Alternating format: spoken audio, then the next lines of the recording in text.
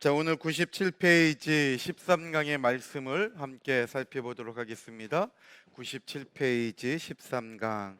지난 시간에 이어서 수룹바벨 성전의 구속사적 특징 두 번째 시간입니다.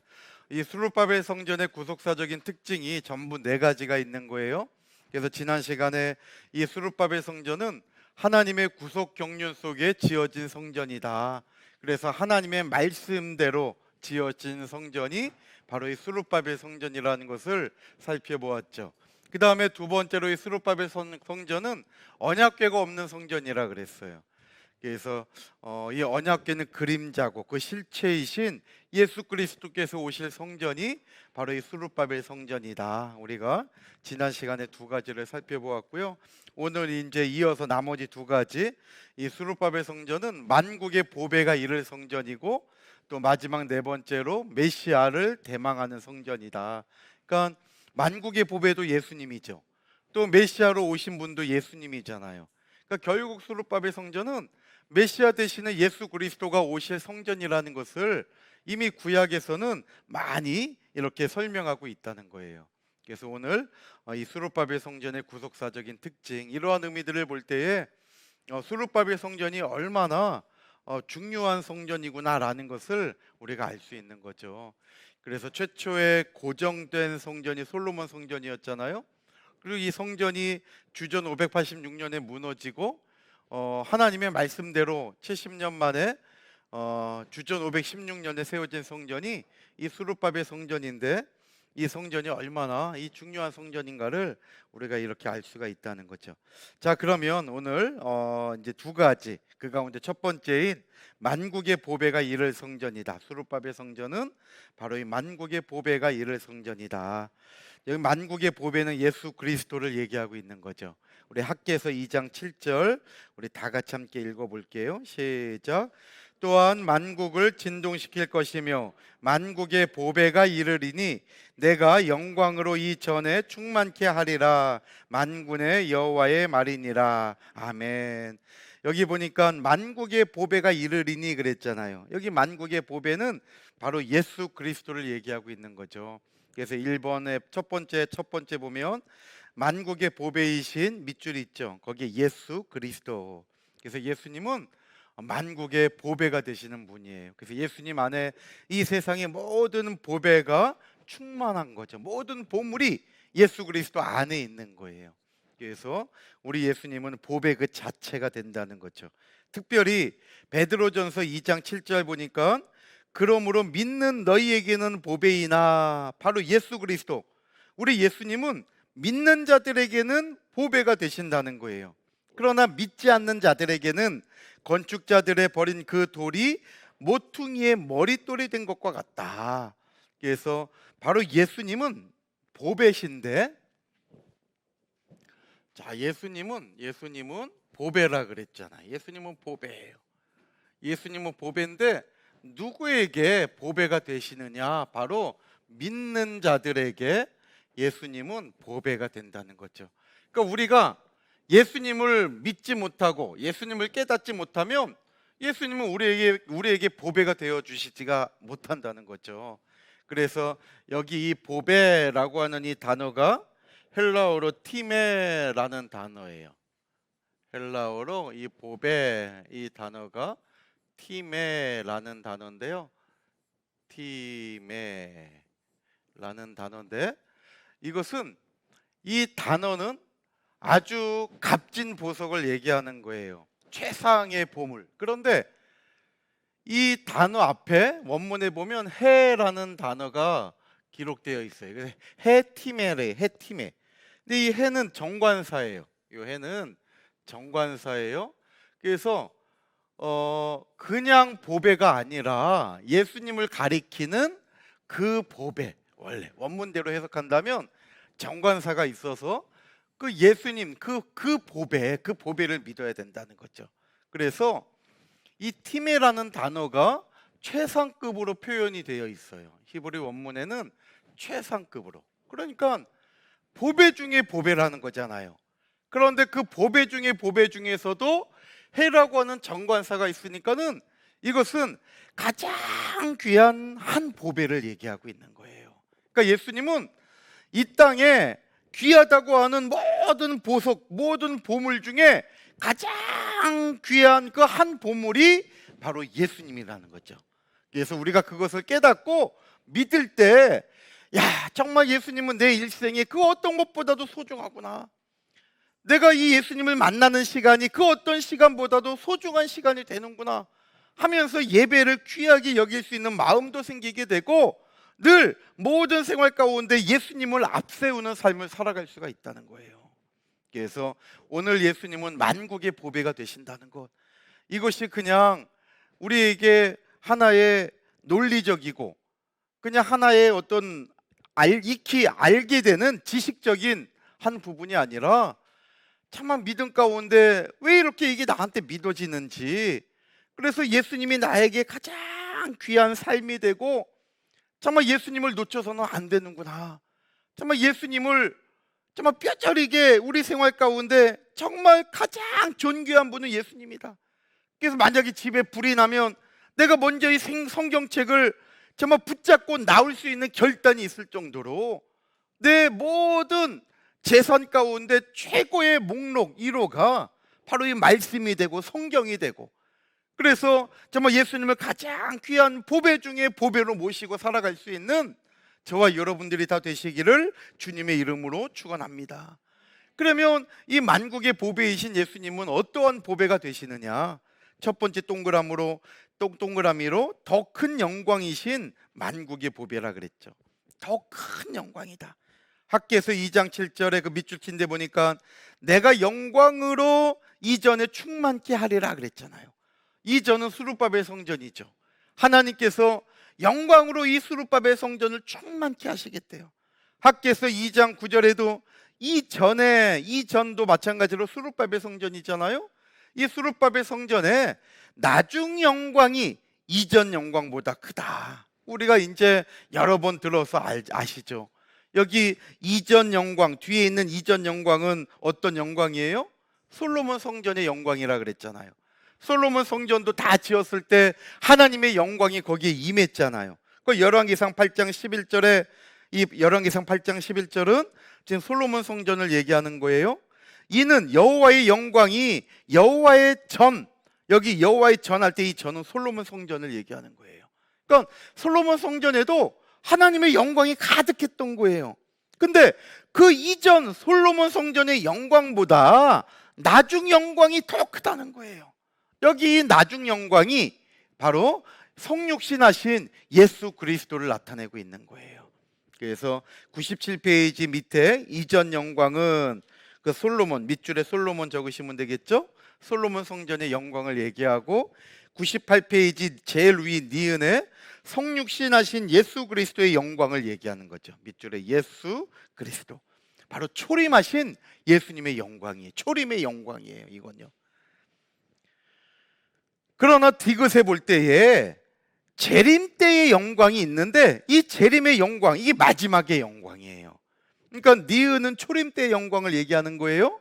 근데 마지막 이 디귿, 재림 때의 영광이 있어요. 이게 마지막 영광이에요. 이 영광이 가장 큰 영광이 된다는 거죠. 그래서 요한계시록 21장 11절에 하나님의 영광이 있다 그랬죠. 요한계시록 21장 23절에도 하나님의 영광이 비춘다고 그랬어요. 바로 새 예루살렘 성의 모습을 얘기하고 있죠. 그래서 마지막 저와 여러분들이 들어갈 새 예루살렘, 돌아오는 주일날, 제가 정말 지금 몸이 피곤한데 오늘 장례식 거기 갔다 와가지고 요번 또 추석 주간이더라고요. 그래서 요번 주일날 하려고 준비한 설교를 다음 주로 한 주 미루고 급하게 추석에 맞춰가지고 설교를 다시 오늘 오전에 다 장례식 갔다 와갖고 준비하고 하니까 1시 반인가 됐더라고요. 딱 끝내놓고 나니까, 마무리를 이제 하고 나니까 지금 막 제가 지금 비몽사몽이에요 지금. 근데 이번 주일 설교가 제가 준비하면서 얼마나 많이 은혜를 받았는지 몰라요. 히브리서 11장 13절로 16절 말씀을 할 텐데, 정말 이번 주일날 사모하시면서 잘 오셔서, 우리 추석 때는 다 고향에 가잖아요. 그런데 우리가 가는 그 본향은 더 나은 본향이 더 나은 본향. 이 히브리서 11장 13절로 16절에 보면 본향이라는 단어가 계속 나오는데 두 종류의 본향이 나와요. 그래서 우리 육신의 고향, 우리 육신의 본향을 추석 때 이렇게 돌아보게 되잖아요. 그런데 그걸 통해서 내 영혼의 본향, 우리의 마지막 본향인 천국을 꼭 생각해 봐야 된다는 거죠. 오늘 여기도 요한계시록 21장은 새 예루살렘이에요. 우리 영원한 본향, 더 이 땅의 그 어떤 본향보다도 더 나은 본향이 되는 거죠. 그래서 정말 이 우리가 들어갈 그 천국, 정말 이 새 예루살렘 성은 더 큰, 가장 큰 하나님의 영광이 가득한 곳이 되는 곳이고, 그곳에 저와 여러분들이 꼭 들어가는 마지막 한 때가 있다는 것을 꼭 믿으시기를 바랍니다. 자, 두 번째, 이 만국의 보배는 참 평강이신 만국의 보배예요. 참 평강이신 만국의 보배다. 첫 번째는 더 큰 영광이신 만국의 보배라 그랬죠. 두 번째로는 참 평강이신 만국의 보배다. 이 만국의 보배는 예수님을 얘기한다 그랬잖아요. 예수님은 평강의 왕이잖아요. 예수님이 평강 자체죠. 그래서 이 만국의 보배는 참 평강이에요. 그래서 학개서 2장 9절 하반절 볼 때에도 내가 이곳에, 여기 이곳은 바로 스룹바벨 성전을 얘기하고 있잖아요. 그 스룹바벨 성전에 뭘 주신대요? 평강을 주리라 그랬죠. 그러니까 스룹바벨 성전은 하나님의 평강이 있는 곳이에요. 그래서 학개서 2장 9절에 이 평강은 히브리어로 살롬이라고 하는데, 이것은 부족함이 전혀 없는 온전하고 충만한 상태예요. 부족함이 전혀 없는 온전한 거. 우리도 세상의 평안을 누릴 때가 있다니까요. 우리도 나의 평안을 누릴 때가 있어요. 집안의 모든 일이 다 잘 돼요. 그리고 뭔가가 뭐 하는 게 다 잘 돼. 그런데 자식들도 좋은 소식이 자꾸 들려. 그러면 야, 참 너무 좋다, 이렇게만 살았으면 좋겠다, 이럴 때가 있잖아요. 가끔, 아주 가끔 그냥 야, 정말 이렇게만 살았으면 원이 없겠다. 그런데 이 평강이 금방 깨져버리잖아요. 그러니까 우리가 갖는 평강은 온전한 평강이 아니에요. 불완전한 평강이에요. 불완전한 평강. 근데 오늘 이 샬롬은 부족함이 없을 뿐만 아니라 온전하다는 거, 온전한 거. 오늘 저와 여러분들이 만국의 보배 되시는 예수님을 모심으로 말미암아 정말 이 온전한 평강, 완전하신 하나님으로부터 내려오는 사람이 줄 수 없는 참 평강을 예수 그리스도를 붙잡음으로 말미암아 저와 여러분들도 내 마음의 성전에, 우리 몸의 성전에 누리는 역사가 있기를 바랍니다. 그래서 이 만국의 보배는 참 평강을 나타내고 있는 거예요. 그래서 네 은혜 보면 예수님께서 아버지의 독생자의 영광, 요한복음 1장 14절에 말씀의 육신에 대해 우리 가운데 오셨는데 아버지의 독생하신 영광이라 그랬잖아요. 이렇게 예수님이 오셔서 평강을 주셨다는 거죠. 하나 참고로 추가로 적어 놓으세요. 요한복음 16장 33절 하나. 이 평강은 아까 얘기했죠. 이 평안은 하나님이 주시는 평안을 우리가 누려야 돼요. 나의 평안은 온전하지 못하다 그랬잖아요. 아까 온전하지 못해요. 깨어지는 평안이에요. 그러나 예수 그리스도께서 주는 평안은 이것이야말로 온전한 평안이에요. 깨지지 않아요.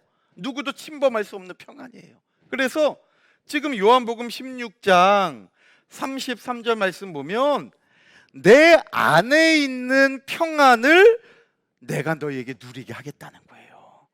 예수님 안에 있는 평안을 너희에게 누리게 하겠다. 오늘 저와 여러분들이 하나님이 주시는 평강, 위로부터 주시는 그 평강이 나로 하여금 온전케 한다는 것을 믿으시고 그 평안, 하나님이 주시는 평안을 붙잡는 놀라운 은혜가 있기를 바랍니다.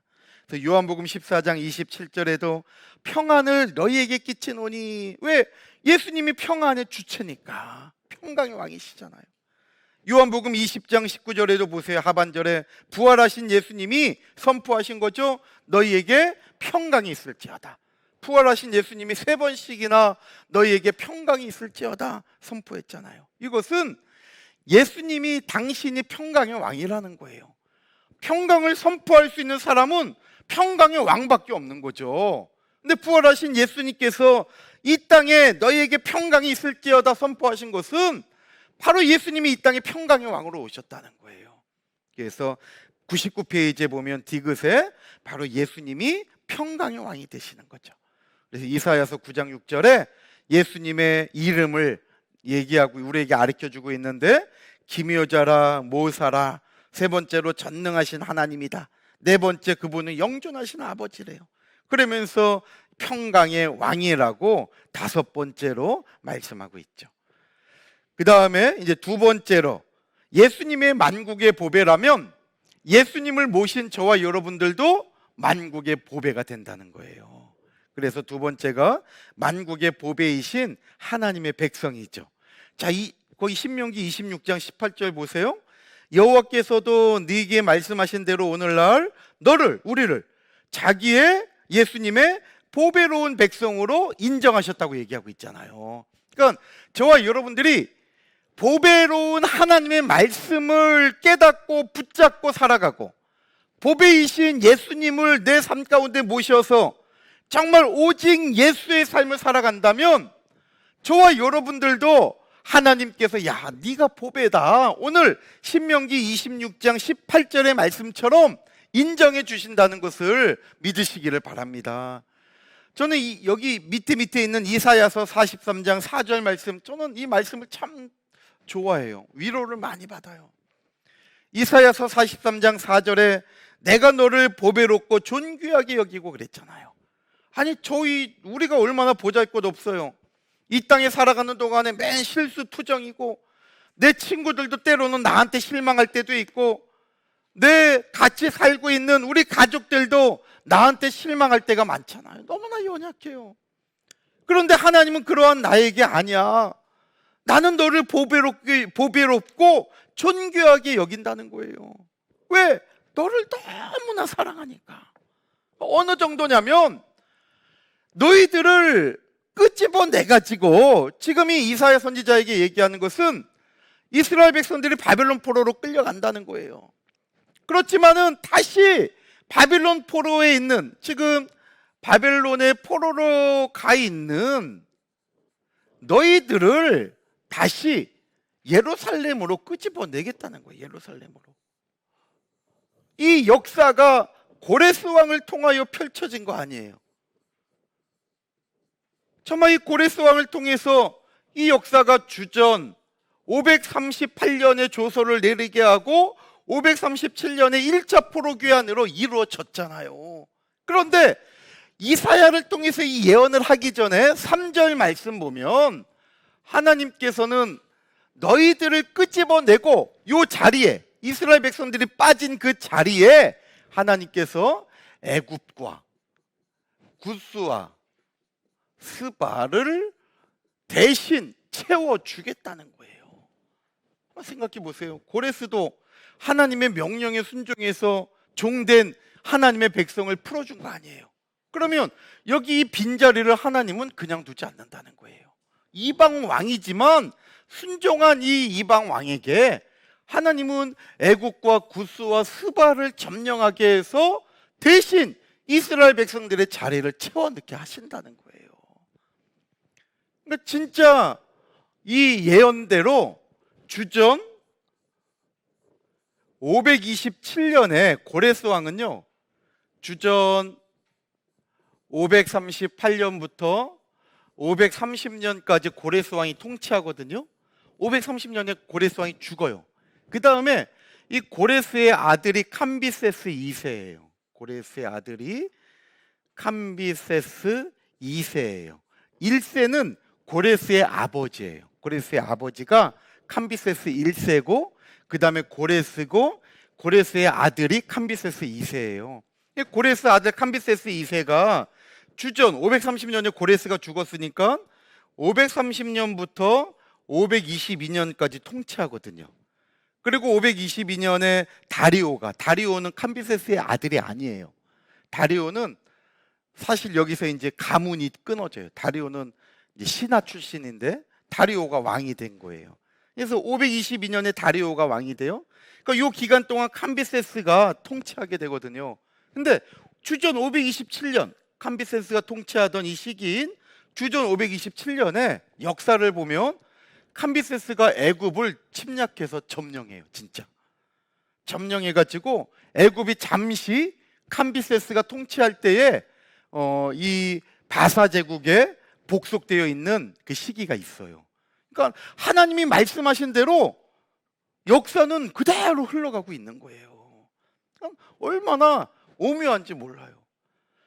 제가 잘못 전달한 건지 저는 되게 뼈저리게 놀래면서 전하는데 뭘 그런 거 갖고 놀라시냐는 얼굴이신데 저는 정말 성경 보고 이 세계 역사와 이걸 깨달을 때마다 정말 하나님의 말씀 당연하게 그렇게 돼야 되는데도 저는 깜짝깜짝 놀래요.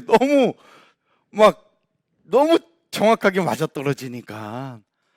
그렇다면 하나님이 우리에게 주신 말씀도 반드시 이루어진다는 거예요.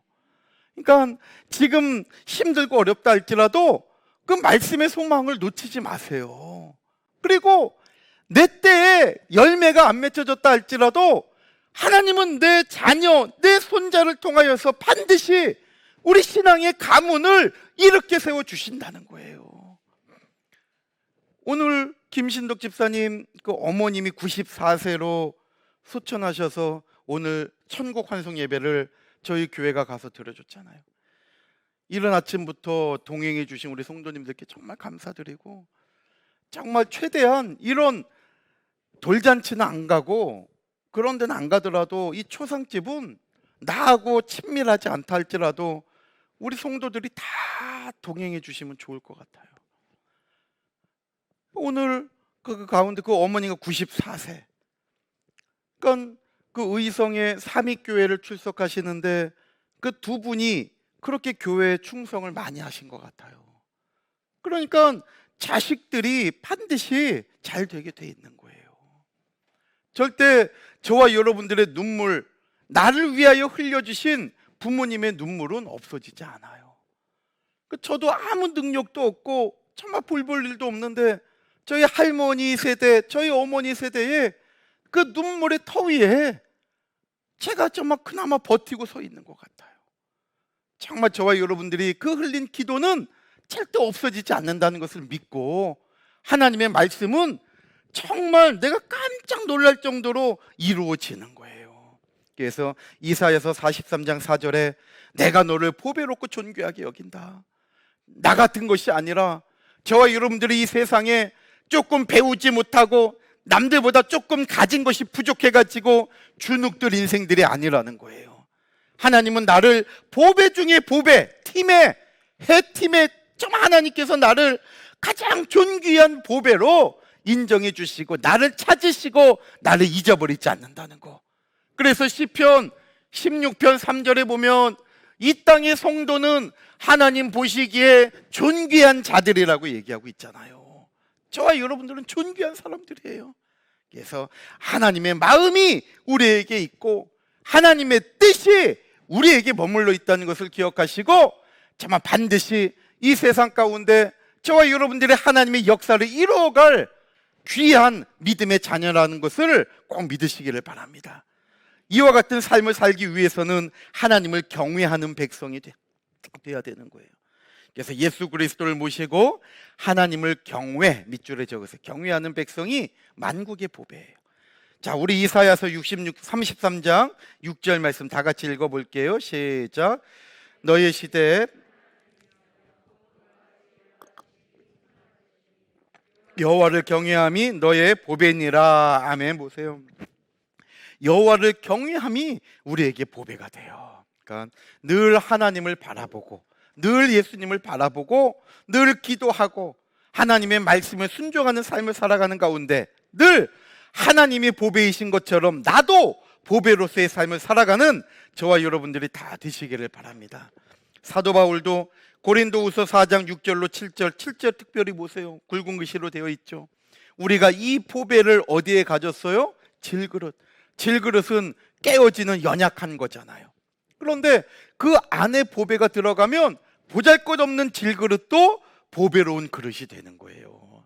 그러니까 내가 잘나갖고 보배가 아니라 내 안에 보배이신 예수님이 들어와 계시기 때문에 내가 보배가 되는 거예요.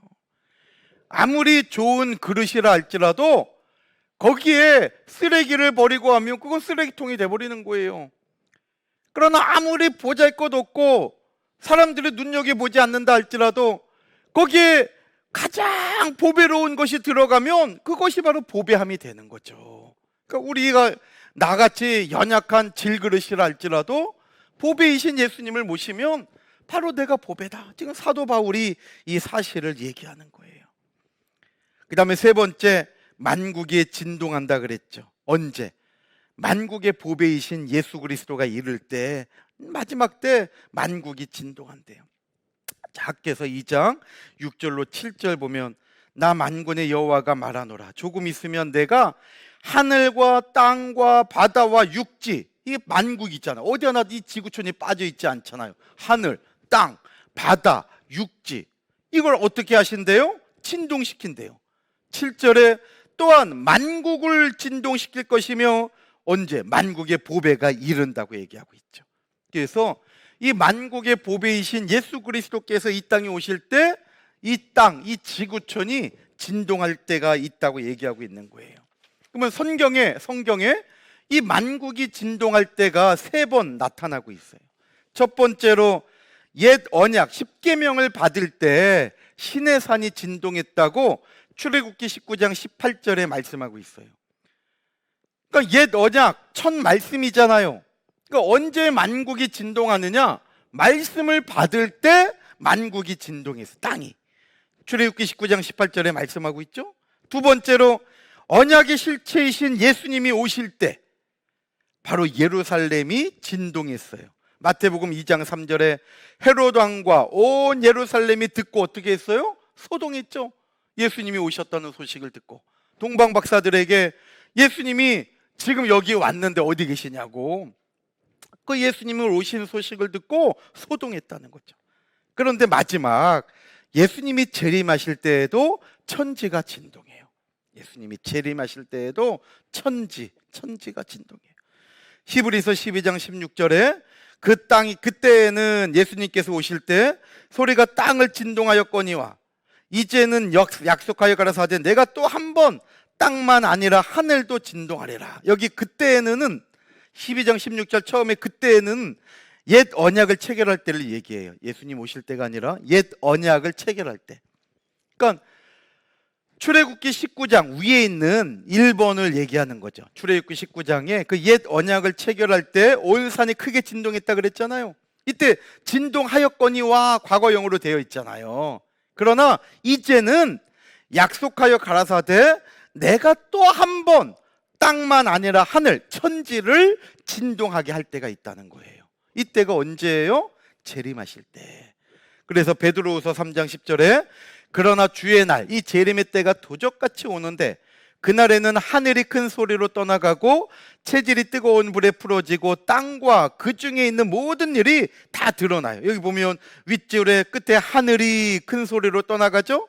밑에 줄에 땅과 그 중에 모든 일이 진동해서 다 드러나게 된다는 거예요. 이와 같이 주님께서 재림하실 때 모든 것이 다 진동할 것이지만 언더라인 치세요. 진동치 못할 나라, 진동치 못할 나라. 두 나라가 있는 거예요. 진동하는 나라가 있고, 지금 보니까 진동하는 나라가 있고 진동하지 않는 나라가 있다는 거죠. 바로 진동하는 나라는 이 땅을 얘기해요. 이 땅, 천지. 그러나 진동치 않는 나라는 천국을 얘기하는 거예요. 막 진동하면 무너지잖아요. 지진이 막 와서 흔들어 보세요. 그럼 집이 막 건물이 다 무너지잖아요. 그러니까 진동하면 무너지는 거예요. 그러니까 우리는 진동하는 나라에 있는 것이 아니라 진동치 않는 나라에 있어야 된다는 거죠. 진동치 않는 나라는 천국, 하나님 나라를 얘기하는 거예요. 그래서 거기 밑줄에 하나님 적으시면 되겠죠. 그래서 우리는 진동치 못할 나라, 곧 하나님의 나라를 유업으로 받는 만국의 보배들이 되어야 된다는 거죠. 그래서 천지가 진동할 때 우리도 진동하면 망하는 거예요. 그러니까 우리는 진동하는 것이 아니라 진동치 않는 삶을 살아야 된다는 거죠. 근데 이 진동치 않는 삶을 살기 위해서는 말씀을 붙잡아야 되는 거예요. 왜냐하면 하나님의 말씀은 진동치 않아요. 하나님의 말씀, 이 로고스, 이 하나님의 말씀은 절대 흔들림이 없는 말씀이에요. 흔들림이 없어요. 그래서 견고한 거죠. 저와 여러분들이 이 하나님의 말씀, 이 로고스를 붙잡으면 저와 여러분들의 삶도 흔들리지 않는 거예요. 그래서 늘 말씀이 내 삶의 중심이 되고 말씀이 내 삶의 기준이 돼야 되는 거죠. 그러니까 기준이 없으면 왔다 갔다 하잖아요. 그러니까 때로는 이렇게도 하고 저렇게도 하고 하면 너는 왜 이렇게 줏대가 없냐 그러잖아요. 그러니까 우리는 말씀의 기준 앞에 서서 말씀이 가면 가고 머무르면 머무르고, 그러니까 말씀보다 앞서가도 경외하는 게 아니에요. 늘 말씀과 같이 동행하는 삶이죠. 그러니까 에녹이 창세기 5장 21절로 24절에 하나님의 말씀과 동행하고 하나님의 말씀의 기준을 따라서 하나님의 말씀을 붙잡고 갈 때에 에녹의 삶은 진동하지 않고 그 결과 변화된 삶을 살았잖아요. 그러니까 히브리서 11장 6절에 에녹은 죽음을 보지 않고 하나님께 옮기었다고 변화의 증거를 우리에게 정확히 보여주고 있는 거예요. 그러니까 하나님의 말씀은 요동치는 게 아니에요. 불완전한 게 아니에요. 하나님의 말씀은 견고하여서 흔들리지 않아요. 우리가 그 말씀을 붙잡고 만약에 내 마음이 뭔가 불안해, 뭔가 요동치고 내 마음에 정함이 없다면 성경 보세요. 이때 사람 말 들어봐야 더 불안해져. 그러니까 성경 보고 말씀 듣고 그러면서 하나님의 말씀 안에서 답을 찾고 기도할 때 우리의 마음이 드디어 평안하고 진동치 않는 거예요. 그래서 진동하면 무너지게 돼 있어요. 하나님의 나라는 진동하는 나라가 아니라 진동치 않는 나라. 그래서 오늘 이 말씀을 꼭 기억하시고 저와 여러분들의 삶이 진동하는 삶이 아니라 진동치 않는 말씀을 붙잡아서 견고한 삶이 되시기를 주님의 이름으로 축원합니다. 우리 여기 히브리서 12장 27절 말씀 보세요. 좀 어려운 것 같지만 참 귀한 말씀이에요. 이 또 한 번이라 하시면 뭐라 그랬냐면 진동치 아니하는 것을 영존케 하기 위하여 진동치 않는 것을 영원히 가게, 영원히 존재하게 한다는 거예요. 그러니까 반대로 진동하는 것은 무너진다는 거죠. 진동치 않는 것이 영존하는 거예요. 그래서 진동한 것들, 곧 만든 것들에 변동될 것을 나타내심이라. 무슨 말인지 모르겠잖아요. 그러니까 밑에 현대인의 성경, 쉽게 번역된 성경을 기록해 놓은 거예요. 자, 한번 읽어볼게요. 시작. 그런데 한 번 더라는 말씀은 흔들리지 않는 것들을 그대로 남기기 위해서 흔들리는 것들, 곧 창조된 것들을 모두 없애버리는 것을 가리킵니다. 그러니까 이 땅의 모든 이 땅과 모든 천지는 마지막 하나님의 심판을 견디지 못하고 다 없어지는 거예요. 이 진동하는 것들. 그리고 진동치 않는 새하늘과 새 땅이 우리 가운데 오게 된다는 거죠. 그래서 우리는 그 진동치 못할 나라를 사모하고 살아야지, 이 진동하는 나라에서 정말 여기서 내가 조금 더 갖지 못하고 내가 여기서 조금 더 누리지 못한 것에 아파하며 살면 안 된다는 거예요. 그래서 늘 저와 여러분들의 삶은, 우리의 신앙은 진동치 못할 나라, 천국을 사모하며 하나님 나라를 늘 붙잡고 살아가는 저와 여러분들이 꼭 되시기를 바랍니다. 그래서 히브리서 12장 28절에 우리가 받은 나라는 진동할 나라가 아니라 어떤 나라예요? 진동치 못할 나라를 받았은즉 그랬잖아요. 여기 진동치 못할 나라 괄호로 묶으세요. 이게 바로 하나님 나라예요. 그러니까 저와 여러분들이 가는 나라는 흔들림이 없는 나라예요. 그러니까 이 땅에서는 막 흔들리고 요동쳐서 내 삶이 정함이 없어요. 그렇지만 하나님 나라는 흔들림이 없는 나라예요. 생각만 해도 얼마나 좋아요. 흔들림이 없는 나라. 이 땅은 진동하는 나라라는 것은 불안함을 얘기하잖아요. 그러니까 오늘날 이 시대에 얼마나 사람들이 불안감을 느끼고 우울증을 느끼고 그래요. 근데 하나님 나라는 진동하지 않는 그런 것이 없는 나라예요. 얼마나 정말 사모하게 되고 얼마나 가고 싶어요. 그러니까 그 하나님 나라를 생각하면서 이 땅에서 죄 짓는 일을 이겨내고 좀 하나님의 말씀, 하나님의 뜻에 순종하며 살아가는 우리 교회와 저와 여러분들이 꼭 되시기를 주님의 이름으로 축원합니다. 자, 이렇게 세 번째로 이 수룹바벨 성전은 만국의 보배가 이를 성전이라는 것을 살펴본 거예요. 자, 한번 정리해 볼게요. 만국의 보배는 누구예요? 예수님 첫 번째로. 그 다음에 두 번째로 누구도 만국의 보배예요? 우리들, 나도 만국의 보배예요. 왜? 만국의 보배이신 예수님을 내가 모시고 살아가니까. 그리고 이 만국의 보배이신 예수님을 모시고 살아가는 사람은 진동치 못할 하나님 나라를 선물로 받는다는 거예요. 그래서 이 수룹바벨 성전은 우리에게 이 사실을 그림자로 보여주고 있다는 거죠. 그래서 수룹바벨 성전에 이러한 가운데 예수님이 오실 것을 예피했구나, 이걸 생각할 때에 주님 다시 오시는 나라는 이제 진동치 못할 나라, 거기에는 만국의 보배이신 예수님을 모시고 살아가는 사람, 하나님을 경외하는 사람들이 들어가는 나라라는 거. 저와 여러분들이 하나님을 경외하고 만국의 보배이신 예수님 그 말씀을 모시고 살아가야지 이것이 우리의 삶에 적용이 되고 결단이 되면 되는 거예요. 자, 그 다음에 마지막 네 번째, 메시아를 대망하는 성전이죠. 자, 수룹바벨 성전에는 언약궤가 없죠. 왜냐하면 언약궤가 없다는 거 참 중요한 말씀이에요. 수룹바벨 성전에는 지난주에 살펴봤지만 언약궤가 없어요. 언약궤가 없어진 것을 지난주에 살펴봤죠. 왜 언약궤가 없어졌냐? 이 언약궤는 옛 언약을 통하여 만들어진 거죠. 옛 언약궤. 그러니까 언약궤의 근거는 옛 언약이에요. 옛 언약.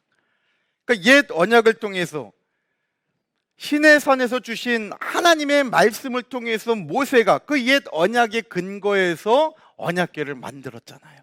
그런데 이 언약궤를 없앴다는 것은 이제 이 옛 언약을 따라가는 것이 아니라 하나님께서 새롭게 새 언약을 주시겠다는 거예요. 그래서 우리는 이 새 언약을 통해서 이제 메시아가 오셔서 들어갈 그 성전을 우리가 바라봐야 된다는 거예요. 그래서 이 메시아가 오셔서 바라봐야 될 그 성전의 그림자로 하나님은 우리에게 수룹바벨 성전을 보여주고 있다는 거죠. 그래서 자, 이러한 개념에서 이제 우리 네 번째를 보는 거예요. 그래서 네 번째 중요한 내용은 이 새 언약에, 그렇다면 이 새 언약은 어떠한 내용을 가지고 있느냐? 새 언약의 핵심적인 내용을 이제 101페이지와 102페이지를 통해서 우리가 세 가지로 살펴보는 거예요. 그래서 자, 이제 이러한 이제 서론 속에 네 번째를 보면 101페이지 첫 번째, 완전한 죄사함의 약속이다. 뭐가? 새 언약이. 이제 새 언약의 내용 세 가지를 살펴보는 거예요. 그래서 이 새 언약은 완전한 죄사함의 약속이다. 자, 그럼 보세요. 잠깐 앞에 보세요.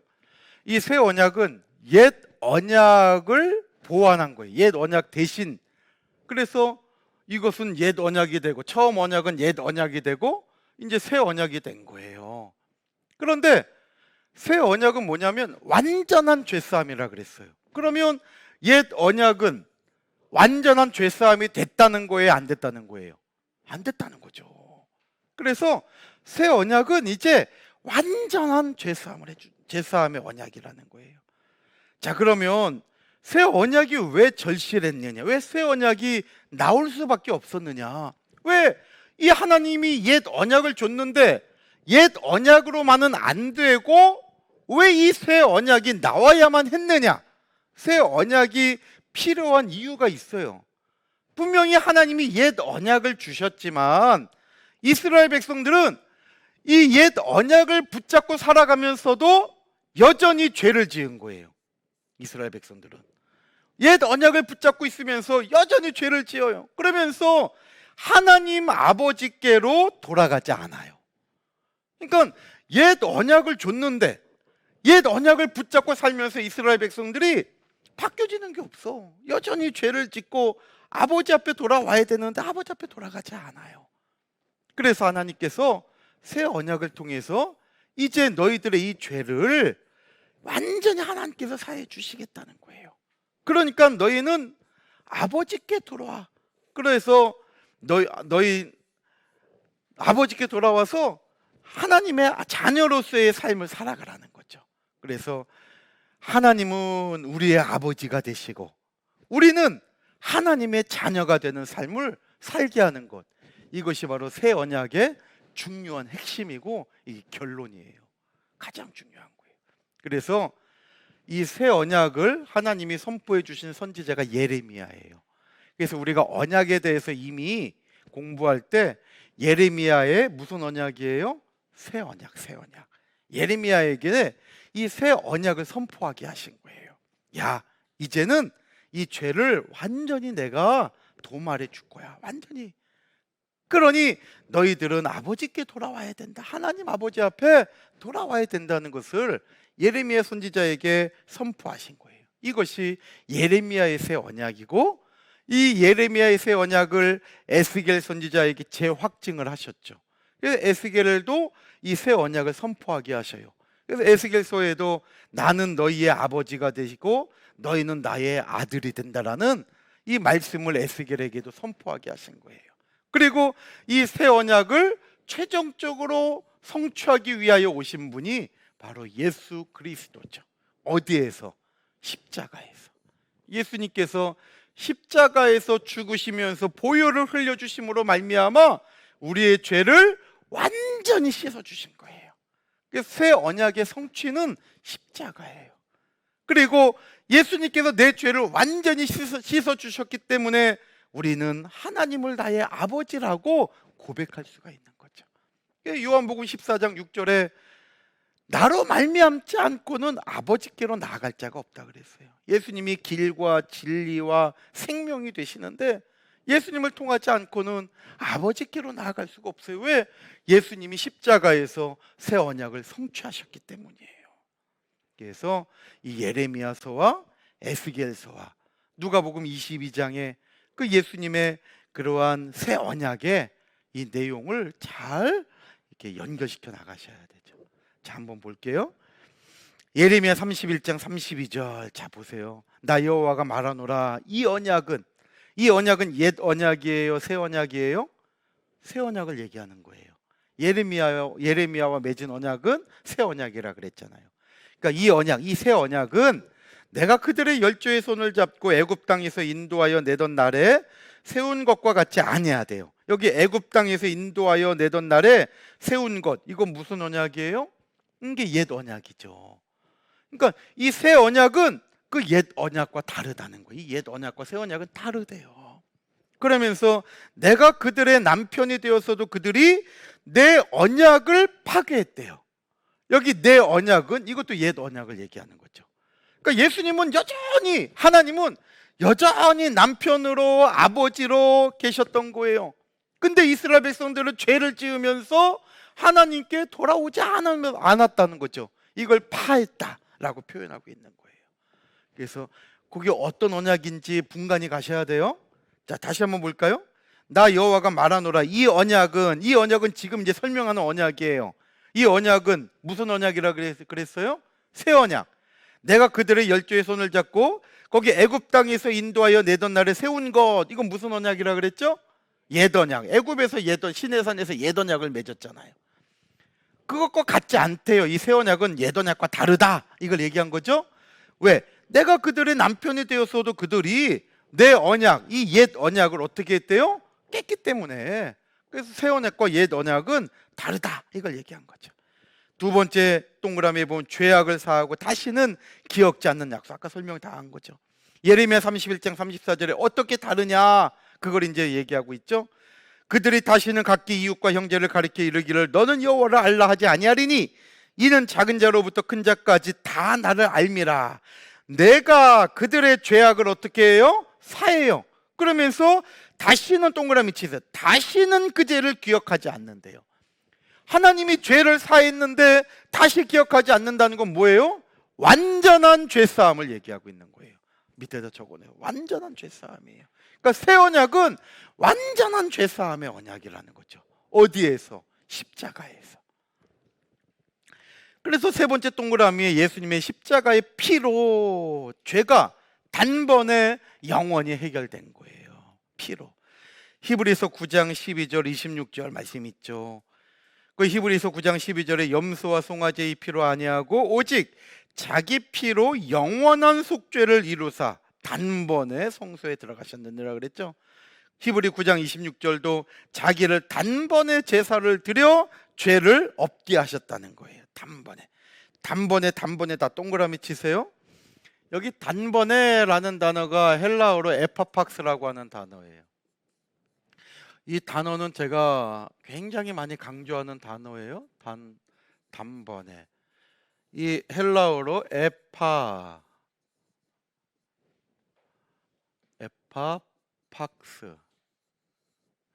에파팍스라고 하는 단어인데요. 이 단어가 헬라어 성경에 5번 나와요. 5번 나오는데 그 중에 4번이 5번 중에 4번이 예수님의 속죄 사역의 의미를 가지고 쓰여지고 있어요. 예수님의 속죄 사역. 자, 이 4번 구절을 적어 놓으세요. 로마서 6장 10절. 이거 다 읽어보면 좋은데 시간이 없어서 못 읽는데요. 로마서 6장 10절, 그 다음에 히브리서 7장 27절, 그 다음에 9장 12절, 그 다음에 10장 10절이에요. 이렇게 4번 에파팍스예요. 우리 성경에 보면 히브리서 9장 10장에 이 단번에라는 번역이 여러 군데가 더 돼 있어요. 지금 우리 여기 교재만 보더라도 9장 26절에 단번에 그랬잖아요. 요 단번에 9장 20 근데 제가 9장 26절에 안 적었잖아요. 9장 26절에 단번에하고 12절에 단번에하고 달라요. 원문에. 그러니까 9장 12절에 단번에가 에파팍스라는 단어인데 이것이 예수님의 속죄 사역을 나타내요. 그래서 유명한 박윤선 박사님, 주석도 쓰신 박윤선 박사님과 똑같은 견해가 구속사 시리즈를 저술하신 박윤식 목사님. 형제는 아니에요? 박윤식 목사님. 이 두 분의 견해가 똑같이 뭐라고 얘기하고 있냐면 이것은 구속사적으로 한 번으로 영원히라는 뜻을 갖는다고 해석을 하고 있어요. 한 번으로 영원히. 단번에. 우리가 보통 단번에 하면 한 번으로 생각하잖아요. 우리도 가위바위보 했는데 이게 안 되면 야 단판에 끝내자. 단판에. 그러니까 단번에 하면 한 번으로만 생각하잖아요. 그런데 이 에파팍스라고 하는 이 단어는 한 번이지만 그 효력은 영원이라는 거예요. 한 번이지만 그 효력은 영원히 가는 것. 이것이 에파팍스라고 하는 단어예요. 이 단어가 신약 성경에 5번밖에 안 나와요. 그 가운데 4번이 요 로마서 6장 10절과 히브리서 7장 27절과 9장 12절과 10장 10절이 다 예수님의 속죄 사역을 나타내고 있는 거예요. 어떻게? 십자가에서 죽으신 사건은 한 번이에요. 십자가의 사건은. 그러나 십자가 피의 그 효력은 영원하다는 거죠. 영원하다는 거. 이것은 우리를 향한 하나님의 구원의 영원성을 나타내고 있는 거예요. 그래서 예수님의 십자가의 피로 단번에 영원히 해결이 된 거예요. 한 번이지만 영원히. 그래서 저와 이 십자가의 피의 역사가 2000년 전에 있었지만은 지금 저와 여러분들의 죄를 능히 사하고 저와 여러분들을 능히 구원할 힘이 있다는 것을 믿으시기를 바랍니다. 그 다음에 4번째 죄사함의 결과 자유가 선포된 거죠. 이 자유는 영원한 자유를 얘기해요. 영원한 자유. 일시적인 자유가 아니라 영원한 자유예요. 이것이 새 언약의 특징이에요. 그 다음에 두 번째 새 언약의 내용은 작은 자로부터 큰 자까지 다 하나님을 알게 되는 약속이에요. 그래서 예레미야 31장 34절에 아까 봤지만 굵은 글씨 보면 이는 작은 자로부터 큰 자까지 다에다 동그라미 쳐보세요. 다. 우리의 능력으로는 다가 안 돼요. 우리는 다가 안 돼요. 이것은 하나님만이 할 수 있는 거예요. 다. 어떻게 작은 자로 큰 자까지 다 하나님을 알게 할 수 있어요? 우리가 안 돼요. 이건 성령의 역사를 얘기하고 있는 거예요. 그래서 뒤에 넘기면 102페이지에 밑줄에 적으세요. 성령의 역사. 성령의 역사. 그래서 사도행전 2장 17절에 하나님이 가라사대, 이게 좀 이제 논란이 있는 구절이기도 해요. 왜냐하면 말세에 내가 내 영으로, 내 영은 성령이에요. 마지막 때에 하나님께서 그 성령으로 모든 육체에게 성령을 부어준대요. 지금 읽어보면 그렇잖아요. 내 영으로 모든 육체에 부어준다. 그래서 여기서 나온 이론이 만인 구원설이라는 게 있어요. 만인 구원설. 그래서 이 말씀처럼 하나님이 이렇게 말씀하지 않았느냐, 모든 육체에게 다 성령을 주신다. 그러면 이 땅에 구원받지 못할 사람이 있을까요, 없을까요? 있어요, 없어요? 여기 말씀 보면 하나님의 영, 성령이 모든 육체에 부어준다 그랬잖아요. 모든, 예외가 없잖아요. 다 구원받는다는 거예요. 그래서 나온 게 만인, 모든 사람이 구원받는다는 썰이 나온 거예요. 만인 구원설. 근데 만인 구원설은 이 땅의 모든 사람은 마지막 때 다 구원받는다고 주장하는 거예요. 이 말씀을 근거로 해가지고. 근데 이 말씀은 이걸 얘기를 하는 게 아니에요. 모든 사람, 여기 모든 육체는 하나님께 구원받은 사람만을 얘기하는 거예요. 제한적인 구원이에요. 제한적인 구원. 그래서 구원받은 사람이 있는가 하면 버림받는 사람도 있는 거예요. 그러니까 하나님께 구원받지 못한 사람은 여기 모든에 들어가지가 않는 거죠. 그래서 모든 육체는 누구냐? 모든 육체는 하나님께서 구원하시기로 작정하신 모든 사람을 얘기하는 거예요. 하나님께서 구원하시기로 작정하신 모든 사람을 얘기하는 거예요. 그러니까 만약에 마지막 때 그냥 모두에게 다 성령을 부어줘서 구원받는다면 지금 사람들이 자 어차피 구원받는데 다 죄 짓고 다 할 거 아니에요. 그 죄값이 사망인데 그럼 말씀이 충돌돼서 맞지가 않죠. 그래서 여기 모든 육체라고 하는 것은 하나님께서 구원하시기로 작정하신 택함 받은 모든 사람을 얘기하는 거예요. 바로 저와 여러분들이죠. 그래서 저와 여러분들이 하나님께서 나를 택해 주셨다는 것이 얼마나 큰 축복인지 모르는 거예요. 그 다음에 마지막 세 번째로 새 언약은 말씀을 마음에 새겨주신다는 약속이 있죠. 그래서 옛 언약은 어디에다가 새겨주셨어요? 돌판에 새겨주셨잖아요. 그런데 새 언약은 우리 마음에 새기는 거예요. 우리 마음에. 그래서 예레미야 31장 33절에 밑줄 친 데 보면 나의 법, 하나님의 말씀을 어디에 둔대요? 속에 두고 마음에 기록한다 그랬잖아요. 근데 여기 기록하여 라는 단어가 히브리 원문에 보면 미완료형이에요. 미완료형. 그러니까 이 새 언약의 말씀은 계속적으로 우리 마음속에 기록이 돼야 된다는 거예요. 미완료형으로 기른 거죠. 뭐라고 기록돼요? 그 형광펜 있으면 그 다음 칠하세요. 나는 그들의 하나님이 되고 그들은 내 백성이 될 것이라. 이게 언약의 핵심이에요. 나는 그들의 하나님이 되고 그들은 내 백성이 된다. 이게 언약의 핵심이 가장 중요한 내용이에요. 그래서 이 약속은 죄로 물든 인간의 완악한 심령을 변화시켜 자발적으로 하나님을, 첫째로 하나님을 사랑하고 둘째로 하나님의 말씀에 순종하는 마음을 불러일으키는 거예요. 이 새 언약의 약속은. 그래서 이것이 바로 말씀 받은 사람의 태도죠. 말씀 받은 사람은 사랑의 마음을 갖게 되어 있고 순종하게 되어 있다는 거예요.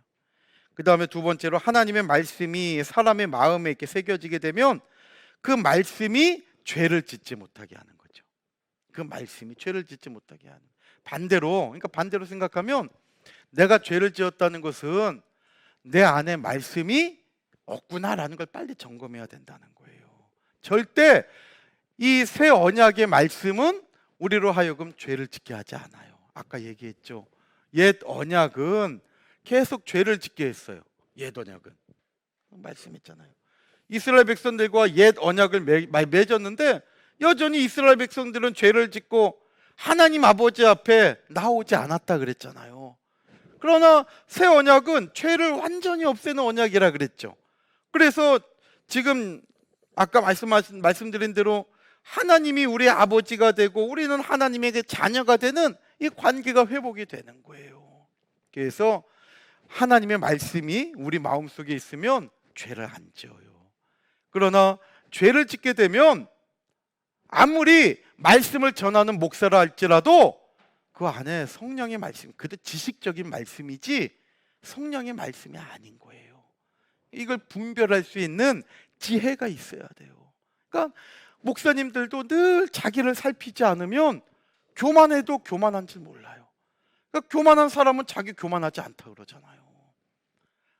정말 그 교만이 더 극에 달하게 되면 옆에서 얘기해줘도 본인이 기분 나빠하지 들으려고 하지 않아요. 그러니까 절대 하나님의 말씀은 우리를 죄를 짓지 못하게 한다는 걸 아셔야 돼요. 그래서 정말 내가 어떠한 죄를 저지르고 자꾸 죄악의 마음에 이끌려서 살아간다면 내 말씀을 다시 한번 점검하고 내가 말씀 안에 들어가야 돼요. 그래서 이게 바로 새 언약의 말씀인 거죠. 시편 119편 11절에 내가 주께 범죄치 아니하려 하여 주의 말씀을 어디에 두었대요? 내 마음에. 보세요. 내가 범죄하지 않으려고 하나님의 말씀을 내 마음에 뒀다고 얘기하잖아요. 그러니까 말씀이 있는 사람은 죄를 짓지 않는 거죠. 119편 133절에도 나의 행보를 주의 말씀에 굳게 세우시고 그랬죠. 그러면서 아무 죄악이 나를 주장치 못하게 하소서. 내가 말씀에 서야 죄가 나를 주장하지 못한다는 거예요. 그러니까 우리가 하나님의 말씀을 떠나면 죄짓게 돼 있다는 거죠. 그래서 오늘 이렇게 마지막 이 새 언약의 세 가지 내용을 이제 살펴본 거예요. 이 세 가지 내용은 정말 중요해요. 아주 요약이 정말 잘 돼 있어요. 그래서 첫 번째 완전한 죄사함의 약속이고, 그 다음에 다 하나님을 알게 되는 약속이고, 그 다음에 말씀을 우리 마음에 새겨주시는 약속. 이것이 새 언약의 내용인 거예요. 자, 옆에 결론적으로 새 언약의 결론 하나만 마무리하고 마칠게요. 자, 새 언약의 결론. 아까 말씀드렸죠. 새 언약의 결론은 그 예레미야 31장 33절 하반절에 형광펜으로 칠하라고 한 이 내용이죠. 나는 그들의 하나님이 되고 그들은 내 백성이 된다는 거예요. 그러니까 하나님이 나의 하나님이 되는 거예요. 새 언약은 하나님이 남의 하나님이 아니라 내 하나님이 되는 거고, 내가 하나님의 자녀가 되는 것, 하나님의 아들이 되는 것, 이게 새 언약이에요. 그러니까 하나님과 나와의 관계죠. 그래서 내가 그러면 하나님이 아들이 되기 위해서 어떻게 해야 되느냐? 저와 여러분들이 이 하나님의 아들이 되기 위해서는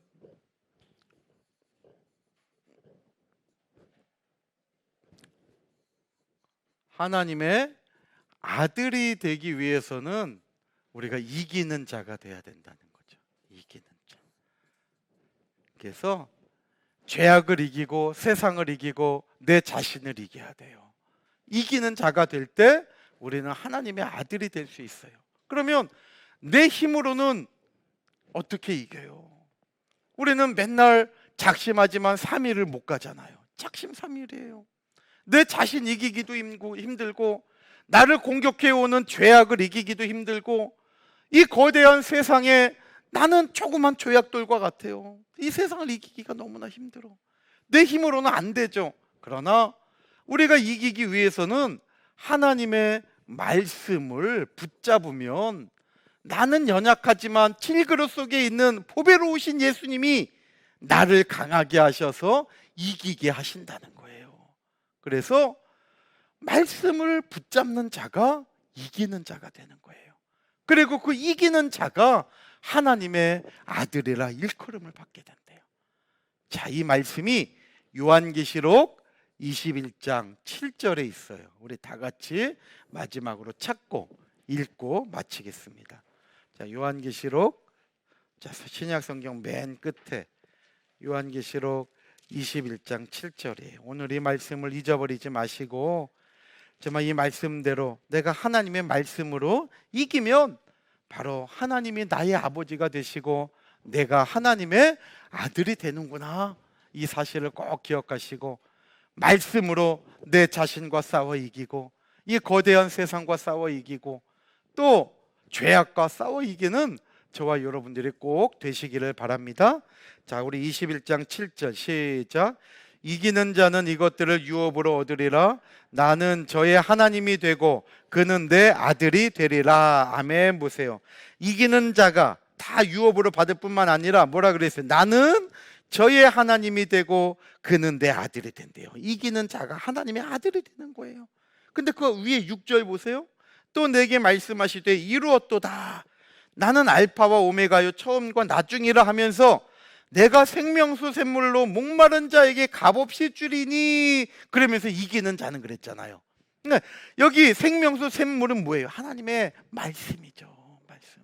그러니까 하나님의 말씀을 붙잡고 살아가는 사람이 이기는 자가 된다는 거예요.